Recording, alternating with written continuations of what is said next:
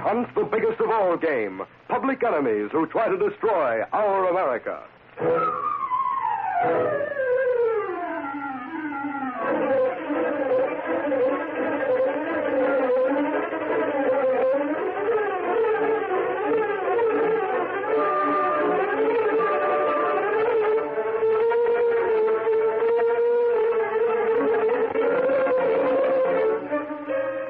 With his faithful valet Kato, Britt Reid, daring young publisher, matches wits with the underworld, risking his life that criminals and racketeers within the law may feel its weight by the sting of the Green Hornet.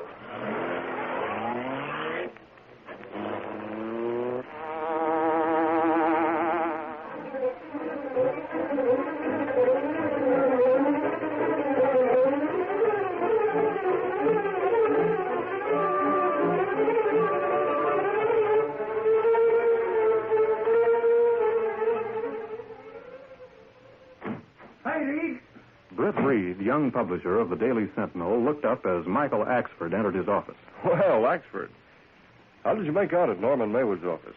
Did he see you? Reid, you'll have to go a long ways to get anything on Maywood to my way of thinking. Poor feet. Never mind your feet. Tell me what Maywood had to say. The investigation by the Internal Revenue seems to have left him in the clear. But that it did. But with all the big deals that guy's been pulling off, I still think he's put one over on him somehow. You're not the only one who thinks so, Axford. You're right about that, Reid. The Clarion's got ideas about Maywood, too. Yeah? I know it for a fact. Do you happen to know a guy by the name of Larry Stacy?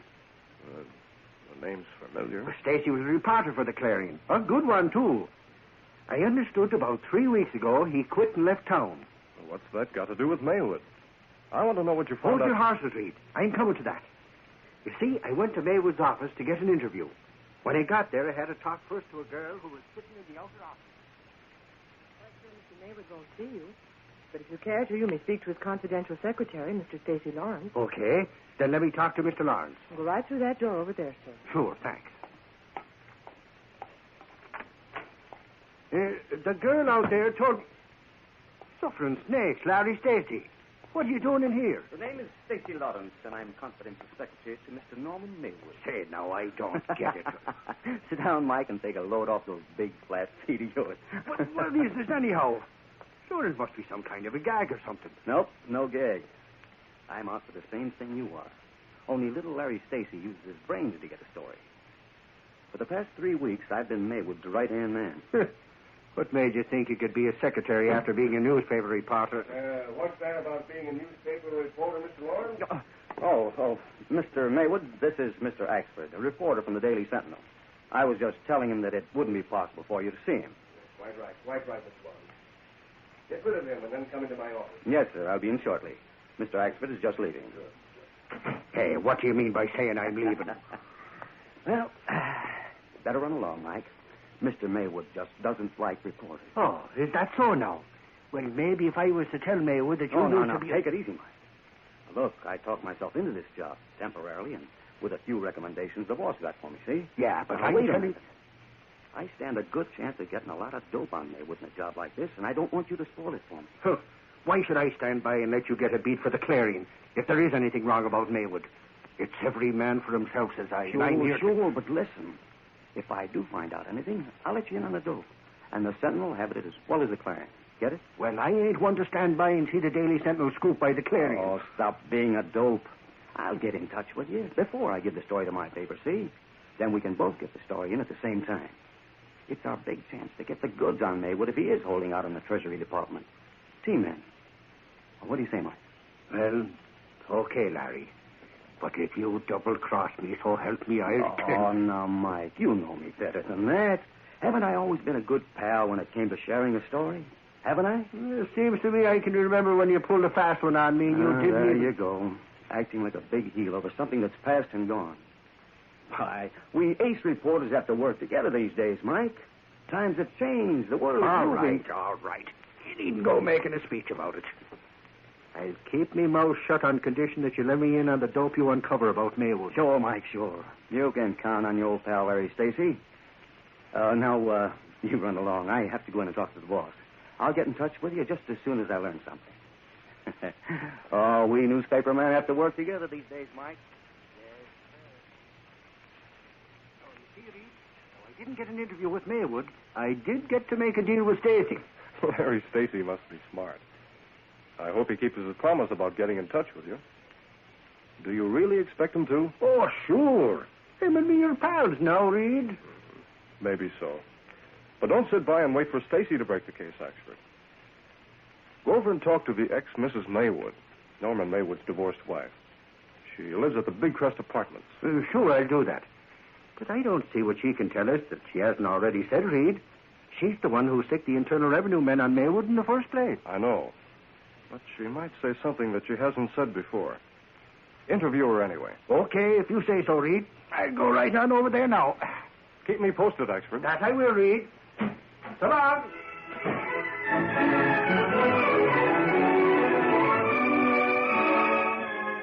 A short time later, Axford was talking to Mrs. Maywood in the living room of her apartment. I came over, ma'am, to find out what you think of the outcome of the investigation you had started against Mr. Maywood. I see.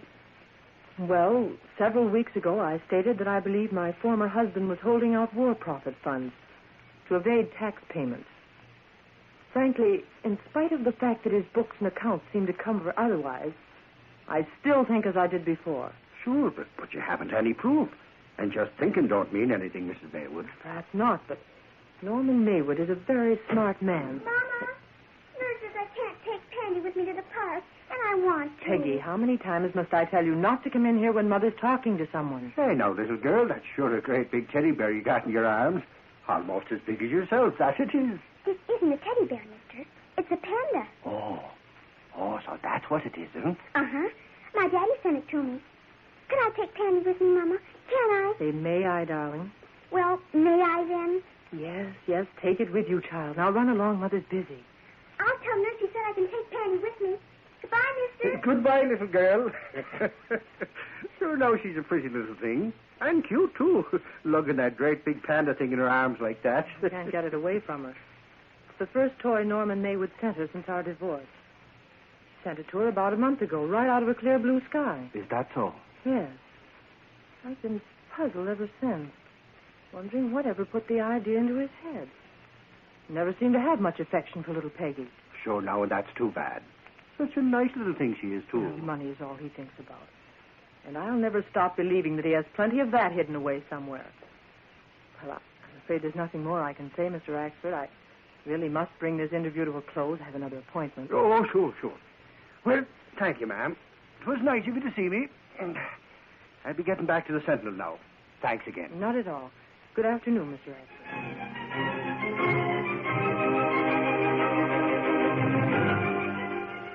Later that afternoon, Larry Stacy received a phone call from Axford. Look, Axford, don't call me here at Maywood's offices. You'll spoil all my plans. Now, was that any way to talk to a pal, I'd like to know?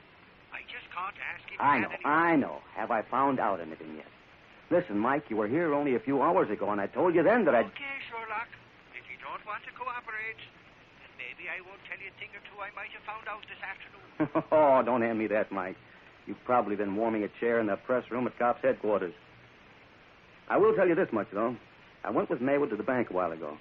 There isn't a thing in his safe deposit box except some papers. Well, maybe he's got some jack stored away in his office safe, Larry. No, go. I got to look in there, too. He's low on dough right now, and he'll have to reach for some from somewhere pretty quick. Perhaps about time he was showing his hand. Why don't you meet me at Pop Hooker's joint for a cup of coffee, and we'll compare notes, Larry? Okay, if it'll make you feel better. I'll see you there at 5. The old man's already left. All right. I will wait. So long. Bye. Very interesting, Mr. Lawrence. Hey, what the... Or should I say, Mr. Larry Stacy of the Clarion. Oh, Mr. Maywood, you startled me for a moment. You see, Skip the explanation, Stacy. This is one of my investigators. Joe, meet the man you've been investigating for me. Larry Stacy. Hi, wise guy. Hey, what is this? You must have thought I was quite gullible, Stacy, to take you on as confidential secretary without knowing everything about you. I've enjoyed watching you snoop. Well, you know who I am. So what? So it's time to do something about it. Joe, you'll take him with you. You'll know what. Now, look, Maywood. If you think for 1 minute this mug can pull anything and get away with it, you're crazy. The Clarion knows where I am and why. The Clarion will have a story tomorrow. About a confidential secretary who disappeared from here with company funds. Or maybe I'd better give the story to the Daily Sentinel. Why, you... Hold it, Newshound. Oh. Handy with a gun, eh, Mug? Plenty handy, as you'll find out later. Take him with you, Joe. I'm not going any place with that girl. Why, Joe, this will settle him. You won't give me any more trouble for a while, boss. Good. Get him out of here by the back way. Tomorrow I'll phone the police and report that my secretary, Stacy Lawrence, has disappeared with a large sum of the company money. That'll take care of Larry Stacy of the Clarion.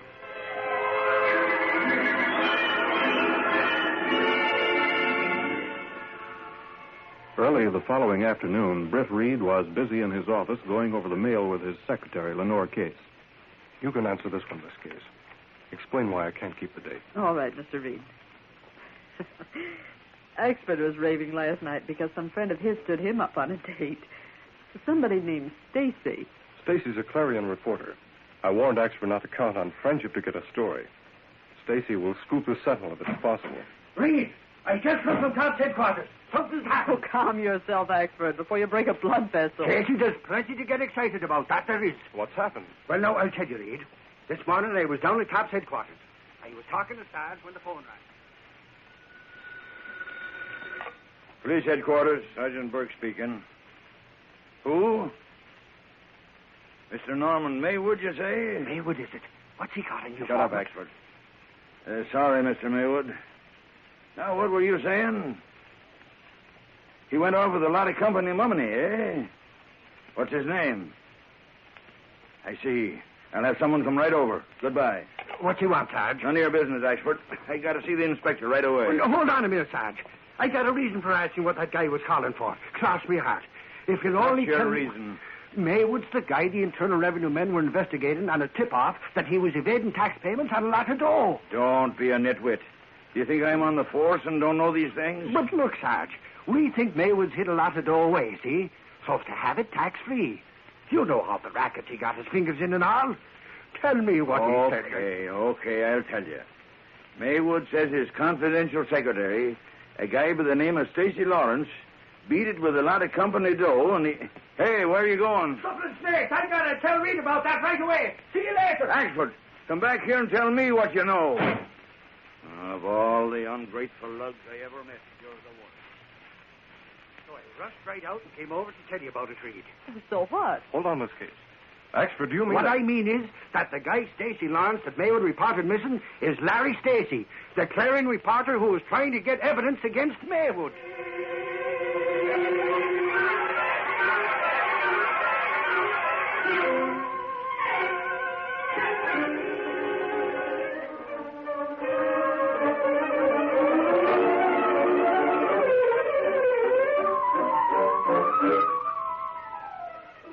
After Axford brought the news of Larry Stacy's disappearance, Britt Reid questioned him carefully.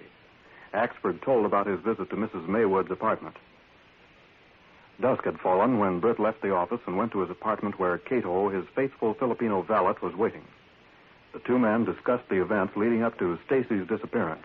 If Internal Revenue men investigate Maywood, would they think he'd cheat government, perhaps? Yes, Kato. Maywood's known to have his fingers in a lot of questionable ventures. His tax return was so low, they decided he was hoarding excess profits. But the inspections show everything in order, no doubt. Yes. But do you not think that? No. I agree with Axford that there's something fishy about the whole thing. Maywood's accusation of Stacy, for instance. If only there's some way to prove Maywood hid away a large sum of money from T-men. Maybe there is a way to make Maywood show his hand. Will you think of a plan, Mr. Britt? Oh, nothing definite. But there's one thing I'd like to do, Kato. What's that? I'd like to pay a visit to the ex-Mrs. Maywood's apartment and have a look around. That not be difficult for Green Hornet. Right. But first we'll pay a visit to a toy shop, Kato. Toy shop? Yes. Will Green Hornet get into a toy shop and steal something, perhaps? Not exactly steal, Kato. The money will be left on the counter. What you get from shop? A large doll will do. A doll? Yes. And then the Green Hornet will pay a visit to Mrs. Maywood's apartment. We go now? Yes. The sooner the better. Let's get going. Stepping through a secret panel in the rear of a closet in his bedroom, Britt Reid and Kato went along a narrow passageway built within the walls of the apartment itself. This passage led to an adjoining building which fronted on a dark side street. Though supposedly abandoned, this building served as the hiding place for the sleek, super-powered Black Beauty, streamlined car of the Green Hornet. Britt Reid pressed a button. The great car roared into life. A section of the wall in front raised automatically, then closed as the gleaming Black Beauty sped into the darkness.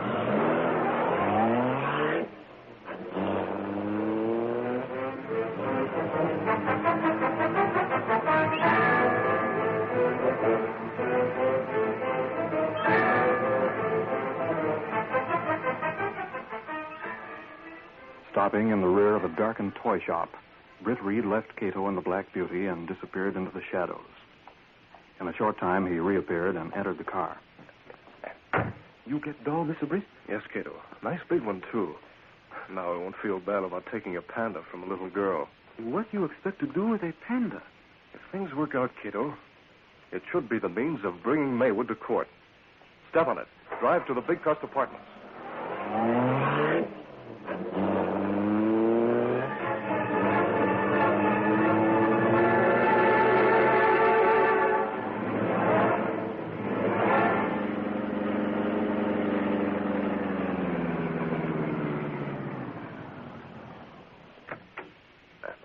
Come on.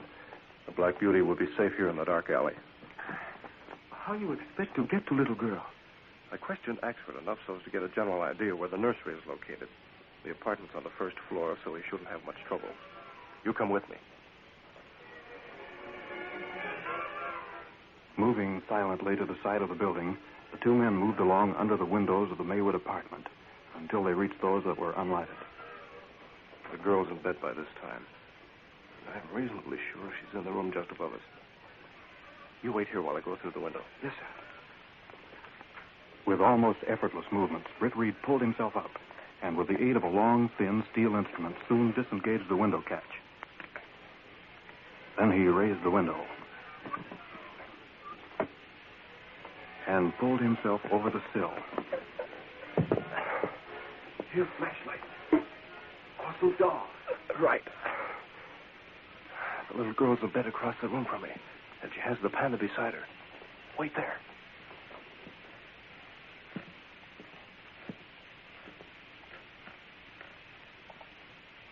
Now, if I can get her arm away from there. Who are you? Why are you here? Be very quiet. I'll tell you. I'll light the lamp beside your bed.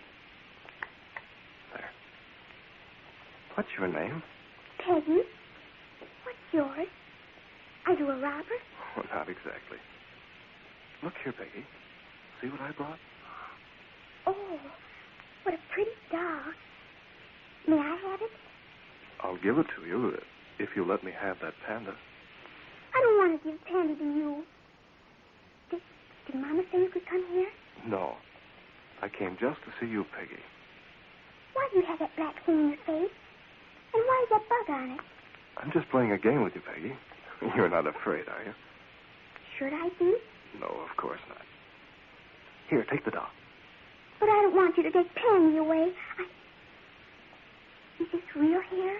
Yes. She's yours to keep. May I look at the panda now? Well, all right. Here.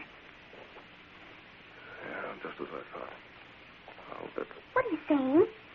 Listen, Peggy. Let me take Pandy for a nice long ride. And tomorrow, you'll get him back. How about it? All right. You're funny, mister. I'm going now. But remember, this is a game. Now, there's something you must do. What?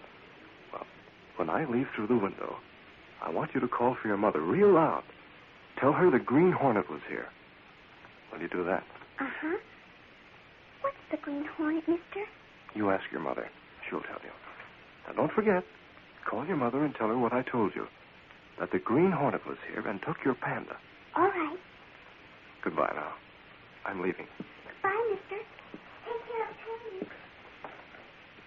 You hurry up now. Yes. I hope the girl does what I told her. Mommy! That'll do it. Yes. Now we've got to hurry before Maywood hears about what happened. Let's get back to the Black Beauty and fast.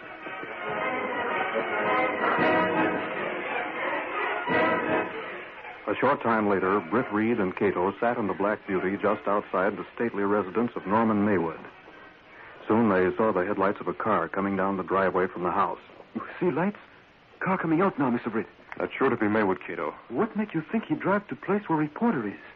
I figured he'd hear the broadcast on the radio or get a phone call about the Hornet taking the Panda from his daughter.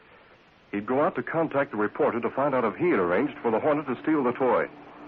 There he comes. This is it, Kato. Now we'll follow Maywood and see where he leads us. Let's go.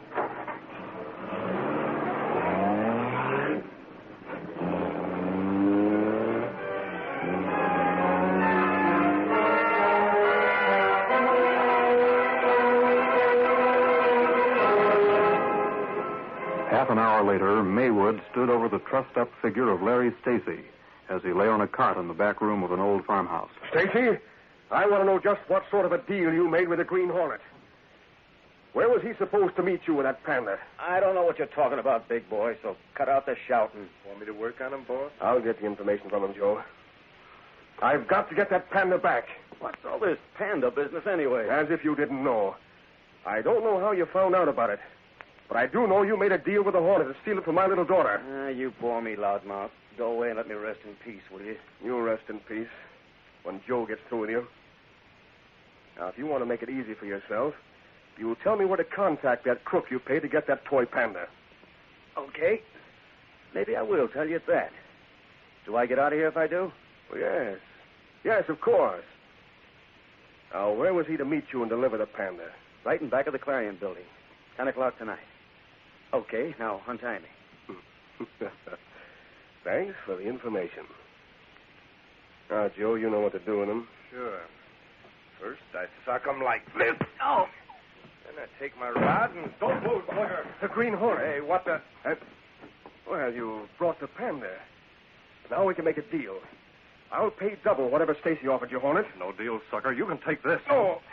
Hey, no, check the gas gun. Hey, look out for the gorilla's gun. Shut up, you or No, you won't. Hey, he almost clipped me. Slap him down, Hornet. And how? Two down. Hey. Oh, now, look, Hornet, there. After all, I'm tied up, see? I can give you a nice write-up in the Clarion, too. I'm a reporter. Reporter, eh? Don't like him.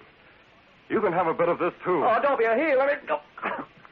Why you can't report it? Reporters are keen-eyed. Couldn't take any chances. Now, to look into this. What you ripped back of toy Panda for? Look here. So, that's why you go for Panda? Yes.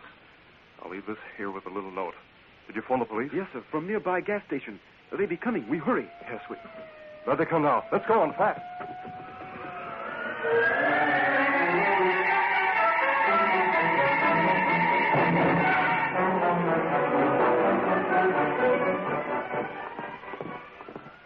Look at here, will you? Hey, look, Sarge. That's that Panda thing the Hornet took from the Maywood kid. And there's a note on it. Let's see what it says. This belongs to Maywood. Look in the opening in the back. Yeah. It's ripped open in the back. Glory be, look here. Suffering snakes. $1,000 bills. Sure. Maywood hid him in this stuffed Panda, then sent it to his kid. The Internal Revenue men will be glad to hear about this. Look, there's Larry Stacy. Oh. Where'd he go? Both of them's right here, Larry. Sarge will take care of them. Oh, I mean, the Green Hornet, you dope. So he was here, too? Sure he was. Ain't that a Hornet seal on that note you knit with? Sure, so it is. Hey, I got to get to a phone right away. Hey, wait. Axford, you double-crossing two-time-and-eighth. Just because I'm all tied up... Don't worry, Larry. I'll call the Clarion for you right after I phone the Sentinel. Come on. Well, of all the... And after I promised him I'd share the news with him if I got it first. Now he goes to scoop me. No. Now tell the truth, Larry. Would you give an Axford a chance if you had gotten it first? Well,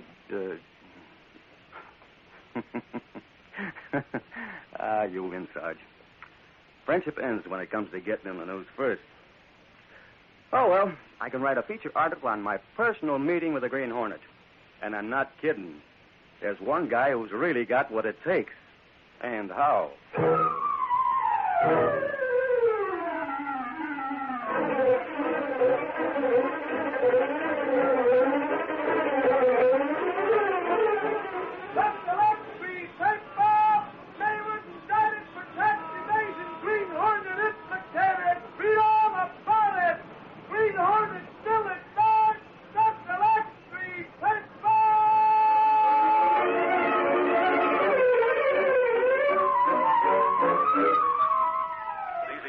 dramas are sent to you each Saturday at this same time. They are copyrighted features of the Green Hornet Incorporated. All characters, names, places, and incidents used in this drama are purely fictitious.